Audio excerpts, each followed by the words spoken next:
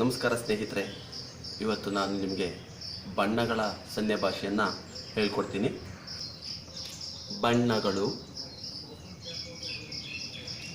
ಕಪ್ಪು ಬಣ್ಣ, ಬಿಳಿ ಬಣ್ಣ, ಹಳದಿ ಬಣ್ಣ, ಹಸಿರು ಬಣ್ಣ, ಕೆಂಪು ಬಣ್ಣ, ನೀಲಿ ಬಣ್ಣ, ಕಿತ್ತಳೆ ಬಣ್ಣ. ಬಣ್ಣ ಜಾಸ್ತಿ, ಬಣ್ಣ ಕಡಿಮೆ. ನಮಸ್ಕಾರ.